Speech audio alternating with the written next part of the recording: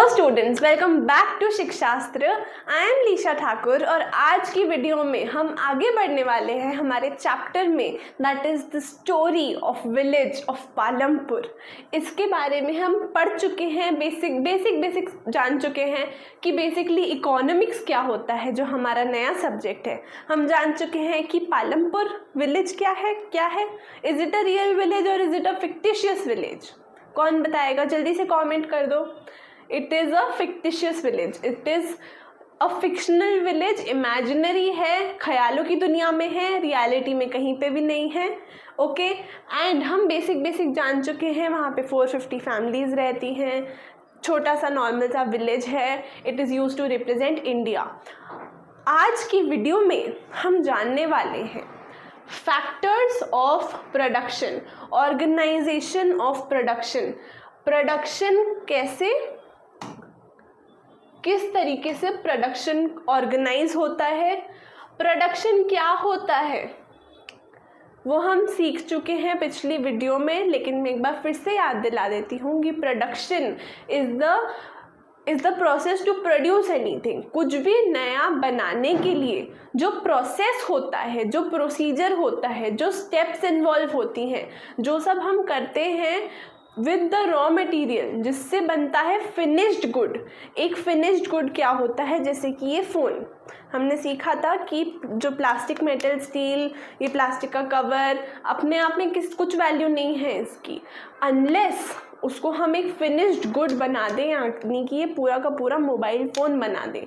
Mobile phone is very important, मेरे लिए तो बहुत इंपॉर्टेंट है मेरा मोबाइल फ़ोन। अगर मैं बात करूँ स्टाइलिस की, तो अगर मेरे को ये सिर्फ प्लास्टिक दे दें तो मैं नहीं बना पाऊँगी इससे स्टाइलिस, लेकिन जो कंपनी है, जो फैक्ट्रीज़ हैं, वो ये बना सकती हैं। तो वो कैसे बनाती हैं? थ्रू अ प्रोसेस जो होता है प्रोडक्शन का प्रोसेस। तो ये हम सीखेंगे प्रोडक्शन। अब फैक्टर्स क्या होते हैं? फैक्टर्स वो होती हैं सारी की सारी चीज़ें, बहुत ज़्यादा इम्पॉर्टेंट होते हैं फैक्टर्स। स्टार मार्क कर लिया मैंने, उसको याद रखना, बहुत इंपॉर्टेंट होते हैं फैक्टर्स। वो सारी चीज़ें होती हैं जो रिक्वायर्ड होती हैं यहाँ पे प्रोडक्शन को करने के लिए।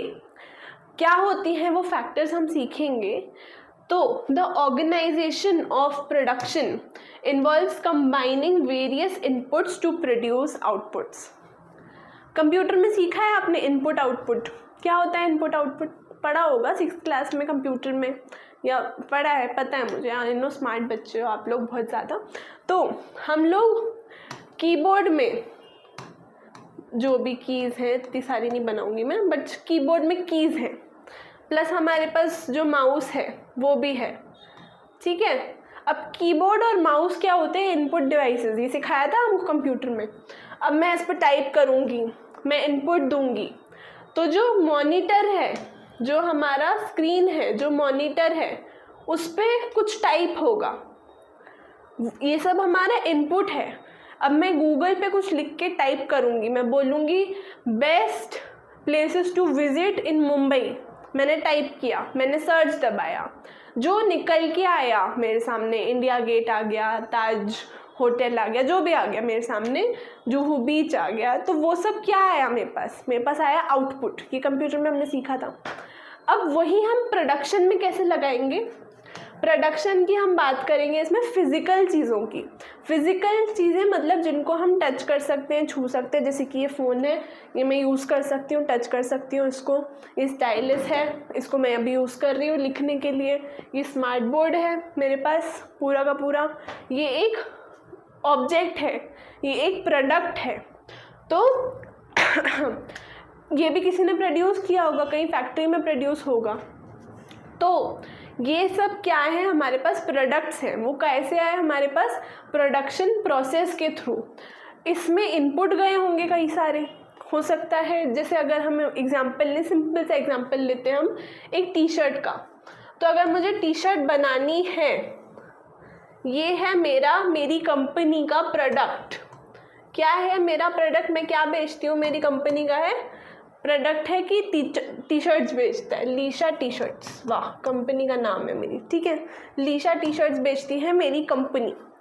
अब मुझे बनानी है टी शर्ट, तो अब मुझे क्या क्या चाहिए ताकि मैं इस तक पहुंच सकूं। ये क्या है? आउटपुट। आउटपुट है मेरा, ये फाइनल प्रोडक्ट है, फाइनल गुड है मेरा। गुड मतलब होता है प्रोडक्ट ही होता है, जो चीज़ होती है उसको गुड्स भी हम बोलते हैं, प्रोडक्ट भी बोलते हैं।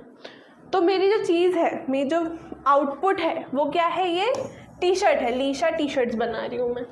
अब मुझे बनाने के लिए क्या क्या चाहिए रहेगा, वो होते हैं मेरे फैक्टर्स। मुझे चाहिए रहेगा लैंड। लैंड चाहिए रहेगा ना। फैक्ट्री कहाँ लगाऊंगी मैं? हवा में तो लगेगी नहीं फैक्ट्री, पानी पे तो लगेगी नहीं फैक्ट्री। ओके, तो फैक्ट्री लगाने के लिए मुझे क्या चाहिए रहेगा? सबसे पहली चीज़ लैंड, जहाँ पे मैं फैक्ट्री लगाऊंगी। फिर मुझे क्या चाहिए रहेगा? मुझे चाहिए रहेगा लेबर। लोग भी तो चाहिए, फैक्ट्री सारी की सारी शर्टें मैं खुद थोड़ी ना बनाऊंगी। मुझे चाहिए रहेगा कैपिटल, पैसे चाहिए रहेंगे मुझे। और क्या चाहिए रहेगा? मुझे रॉ मटेरियल्स चाहिए रहेंगे, कैपिटल से ही आएंगे वो। जैसे कि कॉटन, अगर मैं हाँ वैसे 100% कॉटन की टी शर्ट्स बना रही हूँ मैं, लीशा टी शर्ट। असली में नहीं बना रही हूँ, इट्स जस्ट एन एग्जाम्पल। असली में ऐसी कोई कंपनी नहीं है मेरी, बट अगर मैं बना रही हूँ ऐसा तो मुझे चाहिए रहेगा कॉटन।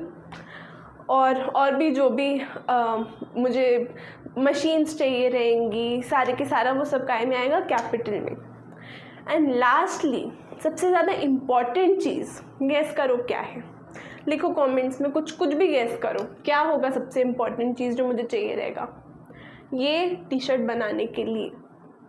मेरे पास फैक्ट्री है, मेरे पास लैंड है, लैंड के ऊपर फैक्ट्री लगा दी मैंने, कैपिटल भी है मेरे पास, कॉटन भी आ गया खूब सारा, भर भर के ऐसे पहाड़ बन गए पूरे कॉटन के मेरे पास। अब मशीन्स भी हैं, सब पड़ा है, पर अब ये टी शर्ट कैसे बनेगी? अपने आप बन जाएगी क्या कि सारी की सारी मैं बनाऊंगी? It's not possible, it's not practically humanly possible. Last but not the least, actually the most important is human capital. Humans चाहिए रहेंगे मुझे, अपने हाथ चाहिए रहेंगे, बहुत सारे लोग चाहिए रहेंगे जो मेरे इस कॉटन के ढेरे को, पूरा जो भी कॉटन ही कॉटन है पूरा का पूरा मेरे पास, धागे ही धागे, इतने धागे कि मैं उलझ जाऊँ उसमें, ठीक है। लेकिन वो पूरे के पूरे कॉटन में से ये जो प्रोडक्ट निकल के आएगा टी शर्ट, वो कैसे आएगा? Through people. फैक्ट्री चाहिए, लेबर लाइक लैंड चाहिए, कैपिटल चाहिए, लेकिन वो सबका कोई यूज़ नहीं है अनलेस एंड अनटिल ह्यूमंस हों उस सबको प्रोड्यूस करने के लिए। तभी आप देखेंगे नेक्स्ट चैप्टर जो हम पढ़ने वाले हैं, that is human capital, that is हमारा ह्यूमन रिसोर्सेज।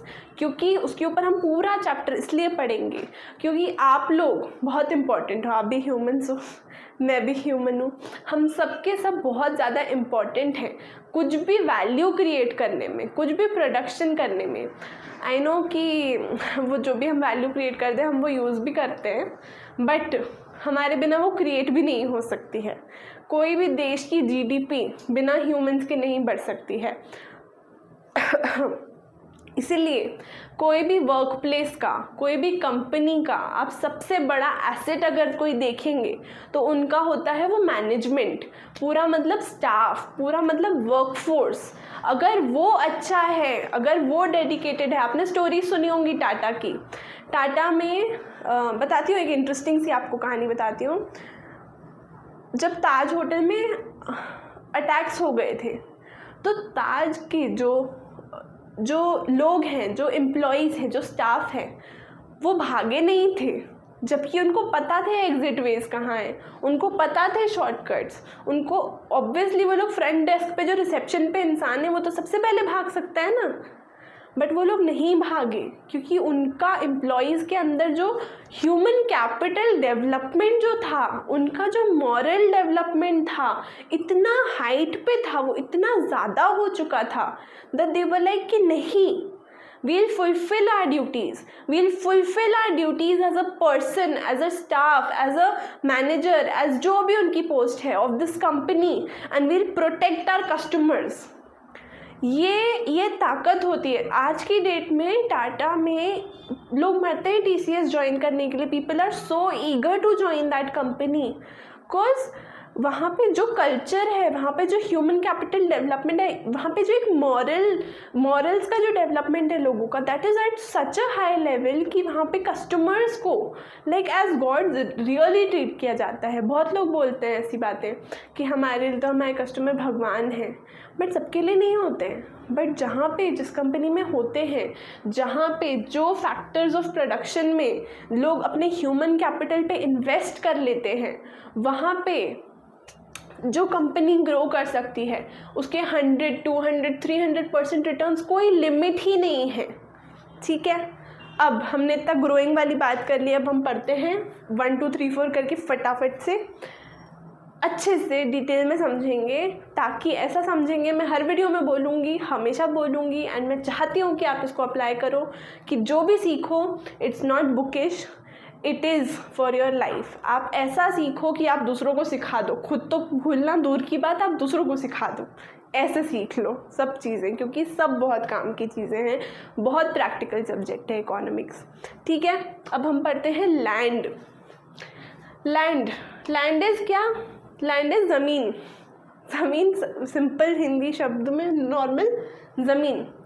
अब आप मुझे बताओ कि इतनी ज़मीन है, ठीक है, इतनी ज़मीन है। अब ये ज़मीन जो है, क्या ये मैजिक से बढ़ जाएगी? क्या ये 10 साल बाद बढ़ जाएगी एकदम? अच्छा, मैं पैसे इन्वेस्ट करती हूँ चलो स्टॉक मार्केट में, तो वो बढ़ सकते, कम हो सकते हैं। मैं इन्वेस्ट करती हूँ ह्यूमन कैपिटल पे, तो वो बढ़ सकते हैं, उनकी स्किल्स बढ़ सकती हैं। जो भी सारे फैक्टर्स ऑफ प्रोडक्शन है, बाकी सारे वो बढ़ सकते हैं। लेकिन एक देश में जितना लैंड है वो तो नहीं बढ़ सकता ना। अगर आपको क्वेश्चन आए एग्ज़ाम में कि आप फिक्स्ड फैक्टर ऑफ प्रोडक्शन के बारे में बताओ, 1 मार्क का आ सकता है, 3 मार्क का आ सकता है, आंसर है हमारा लैंड। क्या है आंसर? लैंड। ठीक है, लैंड हमारा है ज़मीन। ये एक ऐसा फैक्टर ऑफ प्रोडक्शन है जो कभी बढ़ नहीं सकता। जितनी हमारे पास ज़मीन भगवान ने, या जो भी आप यूनिवर्स को मानते हैं, यूनिवर्स ने दी है हमको, जितनी ज़मीन जितना पानी वो उतना ही रहेगा। अर्थ पे हम रहते हैं। अभी इलॉन मस्क ने अभी आई थिंक होपफुली अगर नहीं बनाया है, मतलब होपफुली नहीं, अगर बना भी लिया हो तो इट्स गुड, वही चले जाएँ दूसरे प्लैनेट पे। आई मीन सबसे पहले हो सकता है आप लोग कुछ ज्वाइन करना चाहें उनको, बट मैं तो नहीं करना चाहती, मैं खुश हूँ अर्थ पे। तो अगर हम वैसा कुछ डिस्कवर नहीं कर लें कि हम स्पेसशिप बना लें, स्पेस क्राफ्ट बना के दूसरे प्लैनेट पे, मार्स पे चले जाएं, तब तक तो हमारे पास जितना लैंड दिया है यूनिवर्स ने अर्थ में, उतना ही लैंड है।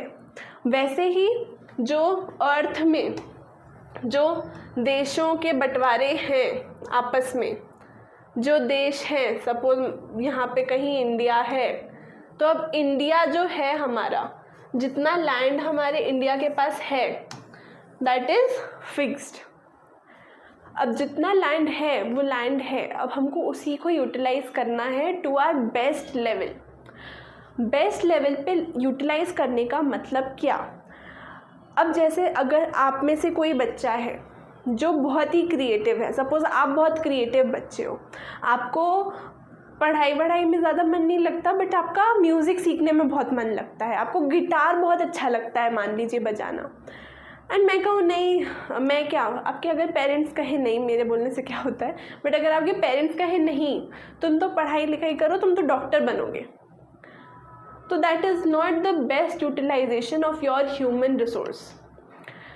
ह्यूमंस के बारे में हम जनरली ऐसे बात नहीं करते हैं, बट ह्यूमंस को अगर हम रिसोर्स की तरह देखें तो that won't be the best possible use of your capabilities, of your potential as a human resource. वहीं अगर आपको डीपली समझा जाए और आपके पेरेंट्स, आपके काउंसलर, टीचर सब समझें स्कूल कि ये जो बच्चा है या ये जो बच्ची है, शी इज़ ब्रिलियंट, बहुत ज़्यादा इंटेलिजेंट है, पर पढ़ाई में नहीं, गिटार बजाने में, एंड अगर आपका वो पोटेंशियल समझ के आपको उस फील्ड में आगे भेजा जाए कि आपको गिटार की ही नॉलेज दी जाए, आपको म्यूज़िकल इंस्ट्रूमेंट सिखाए जाए, म्यूज़िक स्कूल में भेजा जाए एंड आप 8-8 घंटे दिन में रियाज करो, साथ साथ में थोड़ी थोड़ी पढ़ाई भी करो because it's also important, but आपको उस डायरेक्शन में भेजा जाए तो that would be the best use of you as a human resource, क्योंकि लाइफ एक ही है सबके पास एंड उसी में हमको जो करना है we have to do it our best. ठीक है, जैसे मुझे बोलना बहुत अच्छा लगता है, मुझे पढ़ाना बहुत अच्छा लगता है, तो the thing that I am doing right now, जो पढ़ा रही हूँ मैं आपको अभी, that too through a video, तो वो मेरे आई थिंक टाइम का is a very good use, मेरे ह्यूमन रिसोर्स का is a very good use. वहीं अगर मैं कुछ भी और काम करने लग जाऊँ, अगर मैं फैक्ट्री में चली जाऊँ या मैं खेती बाड़ी में चली जाऊँ, तो I won't survive 2 days there, मेरे वो it's not my cup of tea, मेरे बस की बात नहीं है। तो अब लैंड को हम कैसे बेस्ट वे में यूटिलाइज कर सकते हैं, सोचिए। लैंड तो लैंड है, लैंड की क्या खासियत होती है? लैंड में होती हैं प्रॉपर्टीज़, जैसे आपके होते हैं पैशंस और इंटरेस्ट्स, वैसे ही लैंड में होती हैं उसकी प्रॉपर्टीज़। कुछ लैंड होती हैं जो फर्टाइल होती हैं, फर्टाइल मतलब उपजाऊ होती हैं, जहाँ पे अगर मैं खेती करूँगी तो शॉर्ट है कि मैं कुछ भी उगा लूँ वहाँ पे, जो अगर मैं आलू उगा लूँ या फिर मैं सब्जियाँ उगा लूँ, जो भी मैं उगाऊँगी वहाँ पे बहुत कम इनपुट में मुझे अच्छी यील्ड मिलेगी। यील्ड मतलब होता है प्रोडक्शन जो है वो मेरा अच्छा बड़े स्केल पे होगा मेरा प्रोडक्शन, और मुझे वहाँ पे कम इरिगेशन करना पड़ेगा। इरिगेशन मतलब पानी वानी डालना, मुझे वहाँ पे कम पेस्टिसाइड्स का यूज़ करना पड़ेगा, कम फर्टिलाइज़र्स का यूज़ करना पड़ेगा, बिकॉज जो सॉइल है वो अपने आप में काफ़ी अच्छी है, काफ़ी अच्छी क्वालिटी की है, तो वो फर्टाइल लैंड है। अब उसका बेस्ट यूज़ का क्या होगा? उस पर फार्मिंग ही बेस्ट यूज़ होगा उस लैंड का, उस लैंड रिसोर्स का, उस फैक्टर ऑफ प्रोडक्शन का जो कि लैंड है। लेकिन अगर मेरे पास इनफर्टाइल लैंड है तो जहाँ पे मैं खेती बाड़ी कर ही नहीं सकती, मैं कितना भी वहाँ पानी डालूँ, कितना भी वहाँ मैं मेहनत करूँ, कितने भी HYV सीड्स हम पढ़ेंगे आगे, it is high yielding variety. क्या होते हैं? High yielding variety seeds. High yielding variety seeds होते हैं वो सीड्स जिनसे उपजाऊ ज़्यादा हो जाता है, मतलब अगर प्रोडक्शन यहाँ पे 10 क्विंटल का होना था तो वहाँ पे 30 क्विंटल का 30 क्विंटल का प्रोडक्शन हो जाएगा उस जगह पे जहाँ 10 क्विंटल का ही होने वाला था, क्योंकि वो सीड्स की क्वालिटी उतनी अच्छी होती है। अगर मैं वैसे सीड्स भी यूज़ करूँ तो भी वो ज़मीन बंजर है, इट्स डेड ज़मीन, मतलब पूरी उसकी सॉइल ख़राब है, वहाँ मैं कितना भी फर्टिलाइज़र, पेस्टिसाइड, पानी, इरिगेशन सब कर लूँ नहीं हो पाएगा। अगर मैं ऐसी ज़मीन पे खेती बाड़ी करने लग जाऊँ तो मैं बेवकूफ़ हूँ। It's not practically possible to do farming there, and तभी मैं ट्राई करूँगी तो दैट स्टूपिड। ठीक है, वैसे ही जैसे कि अगर एक बहुत प्यारी फर्टाइल ज़मीन पे अगर मैं एक कंपनी खड़ी कर दूँ, एक बिल्डिंग बना दूँ, जितना स्टूपिड वो है उतना ही स्टूपिड ये है, तो हमको स्टूपिड नहीं होना है, ना ही हमारे देश वाले हैं, ना हमारे जो लोग डिसीजंस ले रहे हैं वो लोग भी बहुत स्मार्ट लोग हैं। तो स्पेशली और गाँव में भी हमको देखना है कि अगर ये वाली जगह पे खेतीबाड़ी हो सकती है तो हम यहाँ खेती करें, अगर ये बंजर ज़मीन है तो हो सकता है इस पर हम घर बना लें, हो सकता है इस पर छोटी सी फैक्ट्री लगा दें, हो सकता है इस पर छोटी सी शॉप्स खोल दें। तो that is a factor of production. Land is a factor of production. अगर मैं फार्मिंग एक्टिविटी में जाऊँ तो भी लैंड इज़ अ बहुत important huge part of production, क्योंकि खेती बाड़ी कहाँ करूँगी मैं अगर लैंड ही नहीं है, तो हवा में तो खेती हो नहीं सकती। एंड अगर मैं कुछ नॉन फार्मिंग एक्टिविटी भी करना चाह रही हूँ तो भी लैंड बहुत इम्पॉर्टेंट पार्ट है और सबसे महंगा पार्ट है आज की डेट में। तो ऑनेस्टली फैक्टर ऑफ प्रोडक्शंस में सबसे महंगा है, बिकॉज लैंड खरीद के उस पर फैक्ट्री लगानी पड़ेगी मुझे, उसके ऊपर शॉप्स खोलनी पड़ेंगी, उसके ऊपर मॉल खोलना पड़ेगा, जो भी मैं करना चाहूँ। तो land includes all natural resources used in production. Natural resources जो हमारे हैं वो सब लैंड में आते हैं ऑब्वियसली। एंड पालमपुर के अंदर land is the most important factor. ना सिर्फ पालमपुर के अंदर पर पूरे इंडिया के अंदर, ठीक है। एंड इस पे और पूरे इंडिया भी छोड़ो आप, तो पूरे वर्ल्ड के अंदर सबसे ज़्यादा आज की डेट में कॉस्टली, सबसे ज़्यादा महंगा, सबसे ज़्यादा लिमिटेड फैक्टर ऑफ प्रोडक्शन, सबसे ज़्यादा इम्पॉर्टेंट एक तरीके से फैक्टर ऑफ प्रोडक्शन है land. And it becomes even more important in primary activities like farming, क्योंकि इंडिया की बहुत मेजॉरिटी पॉपुलेशन कहाँ रहती है, रूरल एरियाज़ में रहती है। कहाँ रहती है, विलेजेस में रहती है। जो पॉपुलेशन विलेजेस में रहती हैं और वो फार्मिंग करती हैं, मतलब एग्रीकल्चर ही उनका मेन सोर्स ऑफ इनकम है। उनके बच्चों की फ़ीस एग्रीकल्चर की इनकम से जाती है, वो खाना पीना उसके थ्रू करते हैं, उनके लिए इट्स वेरी वेरी इम्पॉर्टेंट। तो उनका जो मेन एक्टिविटी है एग्रीकल्चर, उसमें the most important factor is land. I hope समझ में आ गया होगा अच्छे से, बिल्कुल ही क्रिस्प, क्लियर, ऐसा क्लियर कि आप दूसरों को समझा दो, उतने लेवल का क्लियर चाहिए मुझे आपके कॉन्सेप्ट्स, ठीक है। कुछ समझ नहीं है डाउट पूछ लेना, और अच्छे से अच्छा लग रहा हो अभी तक तो थम्स अप दे देना, कमेंट कर देना क्या बेस्ट लग रहा है पार्ट, ठीक है। मोटिवेशन मिलता रहता है मुझे भी। एंड इतने डिटेल में पढ़ेंगे हम कि कभी ज़िंदगी में नहीं भूलोगे आप लोग ये चीज़, ये कॉन्सेप्ट्स, ठीक है। हम आगे बढ़ते हैं। अब नेक्स्ट फैक्टर ऑफ प्रोडक्शन है हमारा लेबर। अब देखिए लेबर क्या होता है, लेबर क्या होता है, और एक क्वेश्चन जो इम्पोर्टेंट है कि लेबर और ह्यूमन कैपिटल में डिफरेंस क्या होता है, हम पढ़ते हैं अभी। Labour refers to the human effort used in production. Humans जो एफर्ट लगाएंगे, यानी कि अगर कोई लेबर है जो कि सीड्स को बो रहा है, सपोज अभी बोइंग सीजन है, तो अगर कोई लेबर सीड्स को बो कर रहा है, ज़मीन के अंदर डाल रहा है, पानी डाल रहा है, इरिगेट कर रहा है, और फसल मतलब प्लाविंग कर रहा है, जो खोदना होता है लैंड को, ये सब काम कर रहा है। तो अब आप मुझे बताइए, या हार्वेस्टिंग कर रहा है कि जो फसल उग गई है उसको काट रहा है, गन्ने मान लीजिए उग गए हैं खेत पे, एंड उसको अब वो लेबर जो है वो काट रहा है, तो अब उसमें उसको क्या स्किल्स की ज़रूरत है। गन्ने लगे हुए हैं, जो भी आरी वारी उसके पास है, एंड वो उसको कट कर रहा है, तो वो कट करने में उसको स्किल्स चाहिए क्या, नहीं चाहिए। ज़्यादा स्किल्स क्या चाहिए उसको, बेसिक बस कट करना है एंड उसको इकट्ठा करके रखना है। उसमें उसकी एफर्ट्स जो है, एफर्ट्स बहुत लग रहे हैं। It's a very effort giving, मतलब ऐसे लोग बोलते हैं ना एफर्टलेस नहीं है, high effort and low income process है ये। आगे हम पढ़ेंगे इसके बारे में, बट एफर्ट बहुत लगता है, एंड लेबर्स को सैलरी तो मिलती ही नहीं है, खैर उन लोग को वेजेस मिलते हैं। वेजेस इज़ बेसिकली डेली का, दिहाड़ी अगर आपने वर्ड सुना हो, दैट इज़ वेजेस, कि उनको हर दिन के हिसाब से पैसे मिलते हैं, महीने के हिसाब से भी नहीं मिलते उनको पैसे। हर दिन उन्होंने जितना काम किया उतने पैसे मिलते हैं। कभी बीमार हो गए, कभी नहीं आ पाए तो पैसे नहीं मिलते हैं।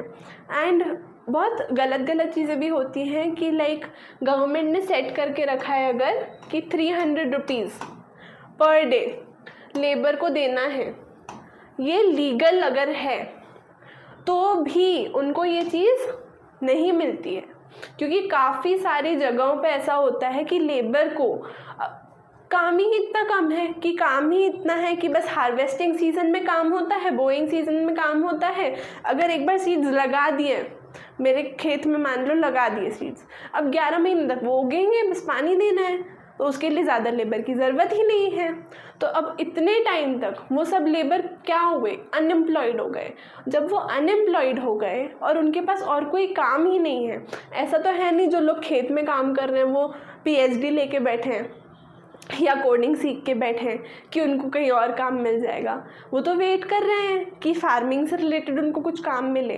तो वो काम ढूंढते ढूंढते उनको इतना they get so tired and they get so restless कि उनको लगता है कि ठीक है हटाओ यार, 300 नहीं दे रहे, 200 दे रहे, ठीक है कर लेंगे, 100 रुपये भी मिल रहे हैं तो भी कर लेते हैं वो लोग। दे वर्क बिकॉज उनका इतना एक्सप्लॉयटेशन होता है which is not right, which is illegal completely, but काफ़ी ऐसा सब चलता है देश में। आपको पता होना चाहिए, आप इसी देश के निवासी हैं, इसी देश के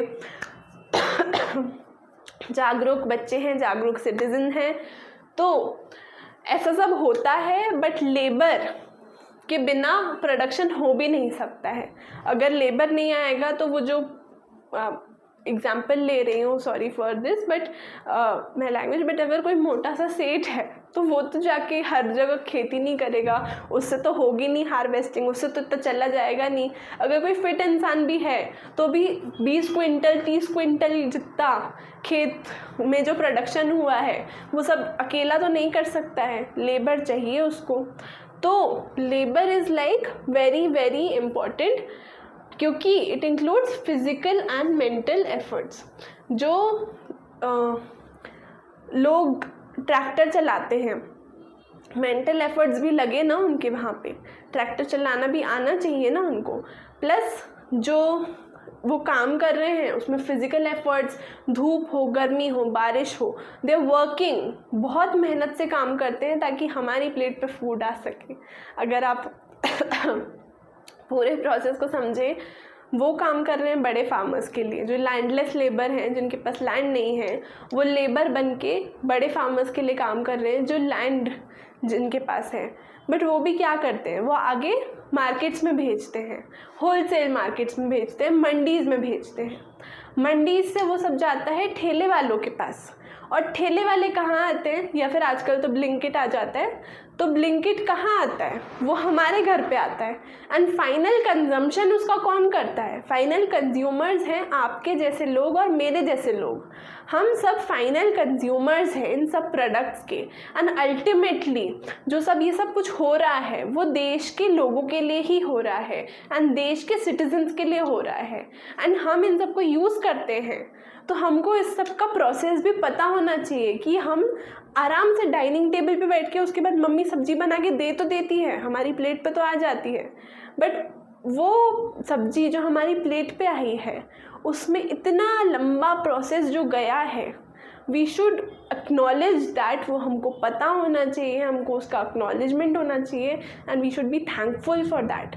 we should be thankful to the farmer, to the business person, to the labour, to the entrepreneur, to the people जो ठेले पे वो लेके आ रहे हैं, टू द ब्लिंकिट, अगर आप ब्लिंकिट से मंगा रहे तो उनके ड्राइवर्स, हर एक चीज़ का। एंड मम्मी का सबसे ज़्यादा उनको बोला करो जब खाना खाते हो कि मम्मी बहुत टेस्टी सब्ज़ी बनी है, नहीं भी अगर टेस्टी लगे तो भी बोला करो कि मम्मी बहुत टेस्टी बनी है सब्ज़ी, तो उनको बहुत खुशी मिलेगी। ठीक है, तो ऐसे छोटे छोटे हम चीज़ें सीखते रहेंगे साथ साथ में। नेक्स्ट हम आते हैं फिजिकल कैपिटल पे। थर्ड हमारा फैक्टर ऑफ प्रोडक्शन क्या है, फिजिकल कैपिटल।